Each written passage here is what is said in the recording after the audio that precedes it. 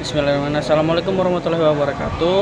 Izin perkenalkan, nama saya Muhammad Hairul Basri dengan NIM 2403010205333 dengan prodi S1 PJJ Akuntansi pada mata kuliah e-commerce dan bisnis di kelas AK 404. Saya akan mempresentasikan resume dari jurnal yang telah saya kerjakan. Jurnal yang pertama ini dengan judul analisis faktor-faktor yang mempengaruhi minat beli konsumen pada e-commerce di Indonesia. Latar belakang dari jurnal ini adalah perkembangan e-commerce di Indonesia telah mengalami pertumbuhan yang signifikan dalam beberapa tahun terakhir, didorong oleh meningkatnya penetrasi internet dan perubahan perilaku konsumen. Namun meskipun traffic pengunjung platform e-commerce tinggi, tingkat konversi pembelian masih relatif rendah. Banyak konsumen yang hanya melakukan pencarian produk atau hanya melihat-lihat tanpa melakukan transaksi. Hal ini menjadi masalah serius bagi pelaku bisnis digital karena tingginya bounce rate yang mengurangi pendapatan dan efektivitas pemasaran online. Oleh karena itu, penelitian ini dilakukan untuk menganalisis faktor-faktor yang mempengaruhi minat beli konsumen, seperti kepercayaan, kemudahan penggunaan, promosi, dan juga reputasi dari e-commerce. Tujuan utama dari penelitian ini adalah mengidentifikasi faktor dominan yang mendorong konsumen untuk melakukan pembelian di platform e-commerce.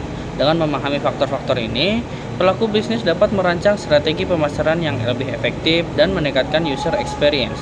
Manfaat penelitian ini antara lain yang pertama adalah bagi pengelola e-commerce, hasil penelitian dapat menjadi acuan dalam meningkatkan kepercayaan dan kemudahan penggunaan platform. Bagi pemerintahan, temuan ini dapat digunakan untuk merumuskan kebijakan dan mendukung perkembangan e-commerce di Indonesia. Lalu, metode penelitian ini menggunakan pendekatan kuantitatif dengan kode survei.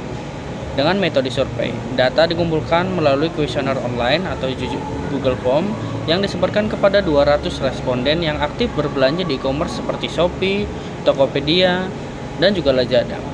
Analisis data dilakukan dengan structural equation modeling menggunakan software Smart PLS untuk menguji hubungan antar variabel.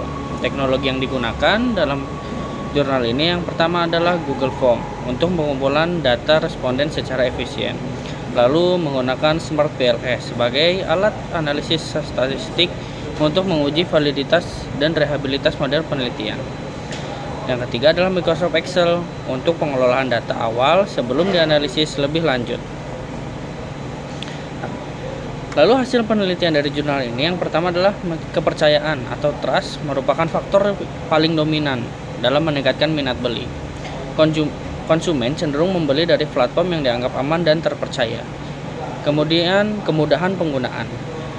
Kemudahan penggunaan juga sangat berpengaruh. Platform dengan antar muka dan intuitif dan proses checkout yang sederhana lebih disukai. Promosi dan reputasi e-commerce memiliki pengaruh positif, tetapi tidak sekuat kepercayaan dan juga kemudahan pengguna. Lalu jurnal kedua dengan judul manfaat dan tantangan e-commerce dalam ekonomi digital di bidang bisnis. Latar belakang dari jurnal ini adalah revolusi industri 5.0 dan pertumbuhan ekonomi digital telah mengubah langkah bisnis global, di mana adopsi teknologi menjadi persyaratan utama untuk bertahan dalam persaingan. Meskipun e-commerce menawarkan peluang besar, banyak UMKM di Indonesia masih enggan mengadopsi karena persepsi resiko penipuan, kompleksitas teknis, dan kurang pemahaman tentang manfaat strateginya. Data Kementerian Koperasi dan UKM 2023 menunjukkan hanya 35% UMKM yang terintegrasi dengan platform digital. Padahal kontribusi sektor ini mencapai 60% terhadap PDB nasional. Tantangan lain seperti keamanan dan transaksi, literasi digital yang rendah, dan dominasi bisnis asing di pasar e-commerce lokal semakin memperumit adopsi teknologi ini. Tujuan dan manfaat teknologi yang pertama adalah mengidentifikasi manfaat konkret e-commerce bagi pengembangan bisnis di era digital. Yang kedua, menganalisis tantangan struktur dan teknis yang menghambat adopsi e-commerce. Yang ketiga, merumuskan rekomendasi kebijakan dan strategi implementasi bagi UMKM.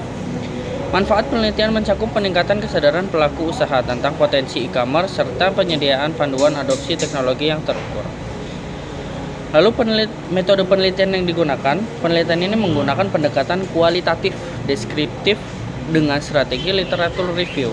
Tahapan metodologisnya meliputi yang pertama adalah pengumpulan data sekunder dengan mereview 45 sumber, yaitu dari jurnal, buku, laporan pemerintah, dan juga artikel yang terbitan tahun 2019 sampai 2024 tentang e-commerce dan UMKM. Lalu yang kedua, analisis tematik. Mengkelompokkan temuan menjadi dua kategori utama, manfaat dan juga tantangan. Lalu, metode yang ketiga adalah triangulasi data. Memvalidasi temuan melalui perbandingan dengan studi kasus dari Malaysia dan Thailand yang memiliki karakteristik ekonomi yang serupa. Lalu selanjutnya, teknologi yang digunakan dalam penelitian ini, yang pertama adalah platform e-commerce seperti Shopee dan Tokopedia yang menyediakan infrastruktur siap pakai untuk transaksi digital. Lalu yang kedua, teknologi keamanan, enkripsi end-to-end dan sistem verifikasi dua faktor untuk meningkatkan kepercayaan konsumen. Hasil penelitian ini ada dua, yaitu manfaat dan tantangan. Manfaat yang pertama, peningkatan omset bisnis hingga 40% melalui perluasan jangkauan pasar. Lalu yang kedua, efisiensi biaya operasional. Contoh, pengurangan biaya sewa, lalu listrik itu bisa sebesar 20-30%. Lalu yang ketiga, manfaatnya adalah akses ke data konsumen untuk strategi pemasaran berbasis big data. Tantangan yang didapatkan adalah 68% UMKM mengeluhkan kesulitan teknis dalam mengelola platform e-commerce. Lalu yang kedua, kasus penipuan online meningkat 22% pada 2023, menurunkan kepercayaan konsumen. Yang ketiga, tantangannya adalah dominasi pemain asing. Contoh seperti platform Shopee dan juga Lazada yang menguasai 75% pasar e-commerce di Indonesia. Mungkin sekian presentasi singkat dari saya, Muhammad Khairul Basri. Mohon maaf bila ada salah kata. Wassalamualaikum warahmatullahi wabarakatuh.